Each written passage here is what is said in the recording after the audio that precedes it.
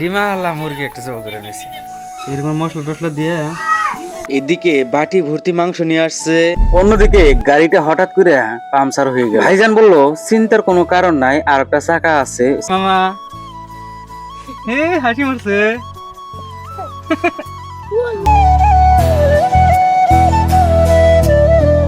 আসসালামু আলাইকুম প্রিয় বন্ধুরা, সবাই কেমন আছেন? কি অবস্থা আপনাদের? দোকান বন্ধ করে আমার যে ছোট বোনটা আছে ওকে নিয়ে ডাইরেক্ট এসে বসছি এই রায়হানের নানি গো বাড়িতে। আর আসার লগে লগে দেখে নিচ্ছে খাইতে দিচ্ছে আমাদের। তো রেজিনা আসছে, আমার ছোট্টার নাম রেজিনা। ও আসছে, রেজিনার একটা বেটা আছে, যার জন্য সকালে কিন্তু বাড়ায় আসতে পারেনি। কে দেখে যে বাবু আছে আমার শালা, ঠিক আছে ভালো দেখাই জানা একদম। আরেকটা বস্তু আপনাদেরকে দেখাই, না দেখাইলি না। এদিকে আমার শাশুড়ি আম্মা। আমরা এখানে আসার কথা শুই না, ডিম পাড়া মুরগি একটা জব করে নিয়ে বসে রয়েছে। দেখুন, ভাবছিল যে আমরা আসমু না নাই, যার জন্য রাত কুড়াই এই জব করে নিয়ে এরা কুড়া আরম্ভ করছে। ডিমা আল্লাহ মুরগি একটা জবাই করে নিয়েছি।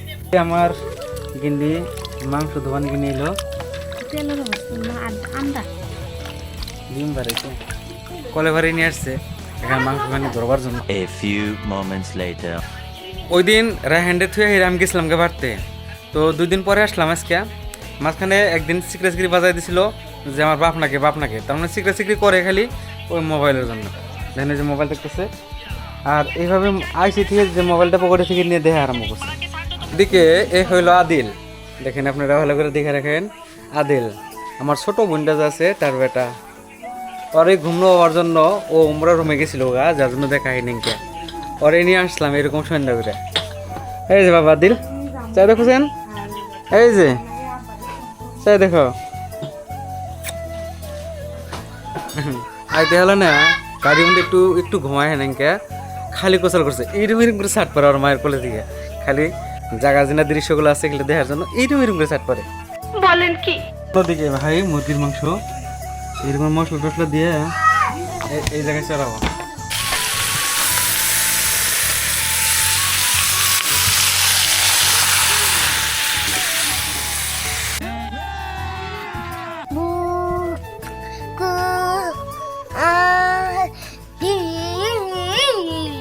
আমার ছোট বোনকে তো আপনারা দেখেন নাই নিশ্চয়, দেখছেন আগের ভিডিও দেখছেন, কি হয় তা তো জানেন না। এটা আমার ছোট বোন, আর এক লগে আমরা আসছি। 1 hour later. তো বন্ধুরা, রাতের 8:10 বাজে, আর এই সময় আসলো আমার ভাই। কি খবর স্যার? আলহামদুলিল্লাহ ভালো। খালি এত সময় পড়েছে, সেইখান থেকে আয়ের পর করতেছি। বাজারে গেছি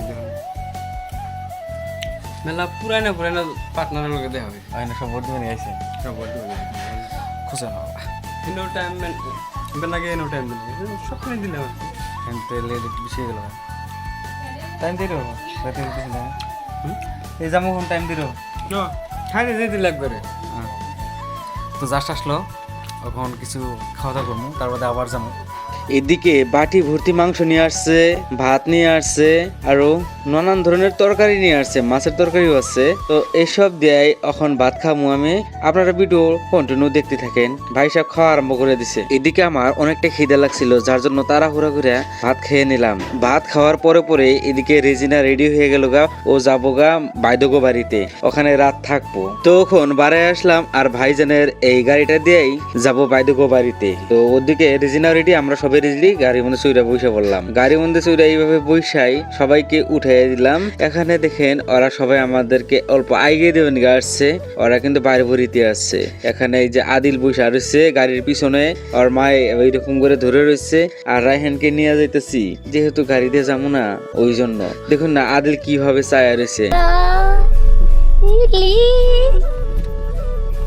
ওরা সবাই শহরে এভাবে আইগে দিয়ে গেল আমাদেরকে, আর আমরা এখন রওনা আরম্ভ করে দিলাম গাড়ি দিয়ে রাত করে। অন্যদিকে গাড়িটা হঠাৎ করে পাংচার হয়ে গেল। ভাইজান বলল চিন্তার কোনো কারণ নাই, আর একটা চাকা আছে, চাকাটা বাইক করে ওটা লাগাই। চাকাটা পিছনে লাগাই না ছিল, ওখান থেকে ভাইজান এইভাবে খুলে বাইক করে নিয়ে আসলো, আর এইভাবেই ধাক্কায় সেই চাকা যে আসলো আগের, ওই চাকার দিকে নিয়ে আসলো। আর এখানে যে আগেকার চাকা ছিল দেখেন কিরকম কেদা ভরা, এমনি পাম নাই, আরো বাড়ির সামনে একটু কেদা ছিল, কেদার উপর দিয়ে উঠে নিয়ে আসছে। মামা হাসি মারছে। বা গাড়ি পাংচার হয়েছে দিকে হাসি মারছে না